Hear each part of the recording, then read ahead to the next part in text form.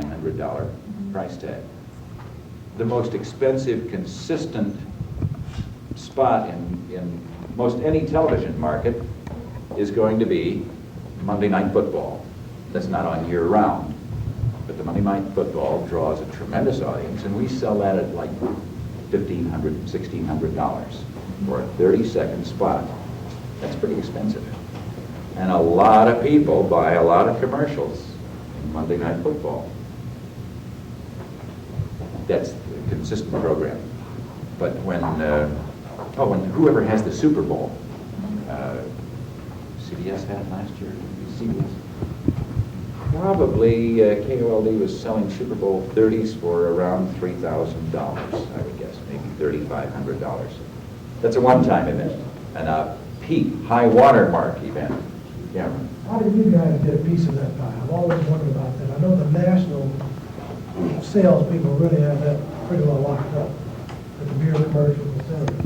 How do you individually, do you go ahead and pitch to Jim Flake or somebody and say, hey, you want to get in on the Super Bowl? $1,000 in 30 seconds. You get a pretty good chunk out of it. Oh, you mean then what does the salesperson get out of that $3,500? It's a percentage basis. Salesmen are paid on commission. Salesmen don't get a salary usually. People who work in production and engineering and the rest of the jobs in the station are salaried, so much a week, so much a month. But salespeople are usually paid on commission, so that they get 4, 5, 6% of what they sell. So on a $3,500 spot, a salesman could make might be 120 bucks out of that one spot. That's part of the operation, and the sheet that I'm going to leave behind will show you where expenses go, where the salary dollars go in television. And I can get to that if we have some more time, too. What I wanted to do was show you that about 92% of our total income comes from local, regional, national sales. The other comes from network revenue, where independent stations program, there would be no network revenue, right? So 100% of what a local independent, Channel 40, Channel 18, Channel 11, makes has to come from their local sales. Network then is going to account for about 8%, so that we get paid for, I'll get you. We get paid for carrying the Super Bowl, but not very much.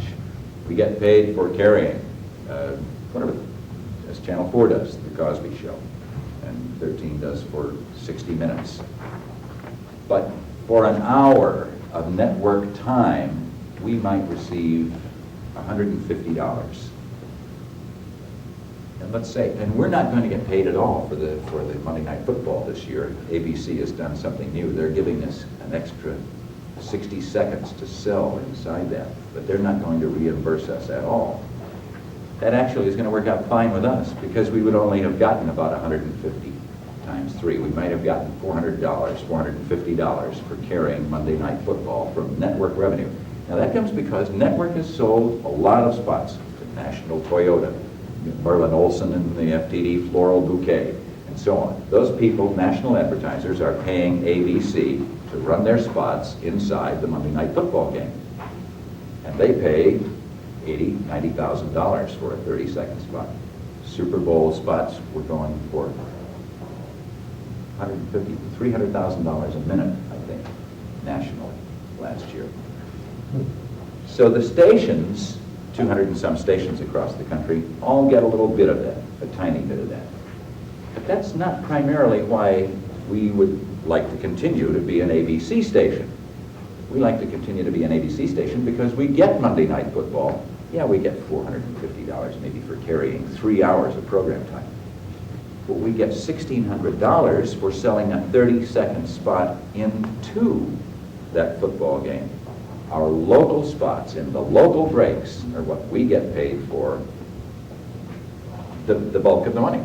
92% of our income for the whole station, and only 8% of it from network. Yeah. The program which I noticed here, the 30-second ads which you get revenue from, it seems most of the programs you get more during the weekdays, the same 30-second spot, than on weekends. Why is that so? On weekends, don't more people watch the TV? Aren't there a larger audience? Generally speaking, weekends have larger audiences. Yes. And I think with the exception of this 10 a.m. to 2 p.m. time, where you see $130, you're right, and it's that I haven't noticed that. It makes it a good question. Our morning cartoons on Saturday are in high demand because there are very few commercial times in there. But like most of the daytime, like after around 12 o'clock and onwards, most of the programs are somehow higher during the weekends. But still, weekdays, the price for a 30-second spot is more. Why is that so? Where you draw most of the audience. Like, say, Saturday night movie, where you have $450 for a 30-second spot. Those prices are high. But shouldn't the weekend be higher? I still think like, if you have a good program and you will draw most of the audience in a city that you saw, most of the people will watch your program. And if you have a commercial, it will reach, or more people will see it. And shouldn't you be, I still think you all should be charging more. Oh, that's a great attitude. Salespeople always want to charge more. Yeah, But if we haven't got the audience to back it up, then we can't do it. Because the people who buy the commercials look at our rating books, and I brought along a sheet, I'm going to pass these out. It's not nearly all, but it may give you some idea. Look at rating books and say, okay, on Saturday afternoon or during the day, you're just not drawing that many people. Your particular programming is not that good. So that means Channel 9 does not draw as many weekend viewers as it draws on weekdays? We would, I think, we would probably overall hit more total audience, all three stations would, on weekends. Maybe not a lot, but more. The highest viewing time is Sunday night in the course of a week. Sunday night is the biggest.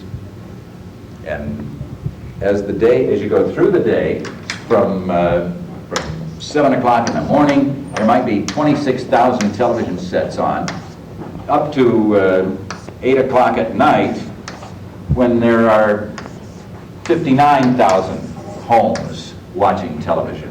And then it drops down to midnight when there are maybe 25,000 sets in use. But you're going to be paying more, and more people are watching each one of those homes, too. Again, that's a factor of the more people, the greater the cost. Yeah. Larry, I can answer that firsthand. And I think you answered Vicky's question, but George Wallace, who was the station manager at Channel 9 when I was doing my show, he tried taking me off Sunday night, and they put me on at 12 in the afternoon Sunday. Well, my ratings dropped considerably. We discovered that, as Larry explained to you, that more people are watching 4 and 13 because of sports at that time. So Channel 9 doesn't carry sports. So my ratings dropped considerably, so they moved me back to the 11 o'clock Sunday night where we picked up more people. So it's not always more watching every station more on weekends, but there are more homes using television because people aren't working during the day. They're available. The set is available and they can watch some. Yeah. Have you signed like certain programs to sell each sales person selling like a show sell No. sometime? Every salesperson's job is to sell as much of everything as they possibly can. Like it's all at the same time? We have what's called an availability sheet. We know that in our news at night, for instance, there are like 16 30-second spots. And sometimes we sell 17. And the last person's spot who went in there, the last one in is the first one out. In other words, if all other things are equal. But you try then to move that person to the next night or a night earlier. But everybody sells everything. Interest, however, Serena, the blonde woman I was telling you about who talked to you, probably is not going to sell quite as much football because she doesn't know that much about it, doesn't like it that much. So her interest is going to move her in the direction of other kinds of programs. But she'll sell football, and she does, and she will continue to. Not as much as Jimmy Icorst, who's a real jock. You know? Like, doesn't like most people try to get the commercial time that gets like they gets more payment like revenue? Yeah, they try to sell those. Like they No, not really. I hear what you're saying, and it would make sense. Geez, I'm just going to sell Monday Night Football. The heck with those $25 spots. But when you sell 11 Monday Night Football spots on a given week, you're out of business. You can sell $80 Good Morning America spots. We have about 25 or 30 of those in the course of a day. Multiply that times 5, you got a tremendous amount of material. And what you're trying to do really, and the true answer to your question, I just realized, is salespeople are supposed to be problem solvers. And they're selling to merchants, to business people, to advertising agencies, something that will help them. And in doing that, you're going to get more repeat business because you've sold an advertiser something he can afford, that he can pay for, and that's going to work for him. So that you're not going to remember it. When they think of me, they will know that they may hate me, but they're going to remember my name. And that's up to an advertiser. A station isn't going to prevent him from doing that. You begin seeing that. You begin getting tired of that. A good salesperson is going to say, my gosh, I'm beginning to get feedback. We're going to be aware of what happens when we get calls into the front desk, and our receptionist writes down notes and says, getting complaint about the Lee Nails commercials this morning. Two more complaints. Why do you have to run that Lee, what do they call it? Lee press-on nails. I think Lori Jarrett was using it. It's a case in point. What if, okay, like I've seen it, you know, if there's like a bunch of technical difficulty in the studio, and you run a commercial, and something happens, and it gets run again on accident. What happens in that case? Are they charged for that also, or are they like deducted another spot at another time in the show, or what? You ought to go into accounting for traffic, because that's the problems that they face. The next morning, on every salesman's desk, salesperson's desk, there appears what's called a discrepancy report. And it shows that at 5:15 in the middle of the news, the Mount Bigelow transmitter took a lightning hit, and we were down for 8 seconds until the generator, which takes about 8 seconds to get rolling, that provides power from up there, kicked in, provided an alternate source of power, and we came back on the air. But in the middle of a Lee press-on nail spot. That spot was smudged, damaged, didn't run properly, wasn't complete. A director, if he can, will get that spot in again, incomplete time, hopefully in the same program usually, because advertisers want spots in given programs as a rule. The first spot then on the accounting that comes through with the invoice at the end of the month, when the advertiser receives it, says 5:15 p.m. on Wednesday, July 30th, technical difficulty, no charge. Make good, 5/19, $160. And that's the way we handle it. If we didn't get a make good spot in the next day, then the salesman needs to call the agency and say, we had a lightning hit during your commercial, we lost 8 seconds of it, will you accept a make good Thursday or Friday or Monday or Tuesday? And they say yes or no, and then we run it and bill for that one, but no charge for the one that got smudged. Okay? Who hasn't had a chance? Can they pick out what time they want the commercial to come on? And most advertisers do, with the guidance from their advertising agency or their salesman. And that's where the ratings come into play, because people want to hit a certain audience. They're going to be selling to, Western Savings sells to people 35 plus, money market funds, obvious, makes sense. Older people have more money, more disposable income. Hershey's are going to want to capture as many candy-eating people. And what's the age bracket? Men and women, I don't know, 12 to 24 or 34 probably. So those people watch programs in different numbers. They're more likely to be watching, Saturday Night Live, that kind of thing. And that's where the advertiser and the salesman get together and try to place the commercials in the most effective places, where the greatest number of those people are watching. Does that answer it? I mean, that's exactly where you want to. No. We sell a spot in 2020 between 9 and 10 p.m. That means that they can't say, I am going to be in the 9:30 break only. I don't want to be at 10 o'clock because some people are leaving you to go to watch Channel 4's newscast.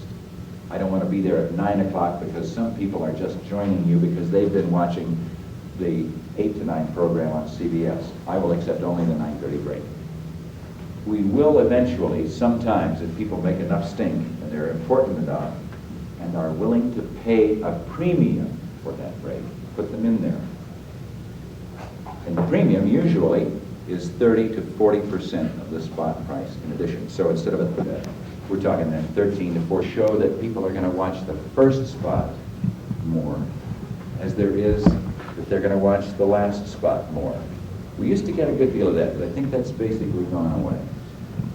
In a cluster of 3 spots, where's the best place to be? Catch them first before they get up, go to the bathroom. Catch them before they tune the set. Or wait because there are that many more people who are tuning to the next program who are going to catch the 3rd spot. You know, it's a toss-up. Eventually, I suppose we will get so sophisticated we would be able to measure that very effectively. But I see that only in coccologist days, in the year 2100 perhaps, when we have sensors in our palms that are metered instantaneously everywhere we go, no matter what set we're watching. But, yeah. You guys change the sequence of commercials every day? Do we do what? Change the sequence. Change it? Yeah. Yeah. Yeah, thank you.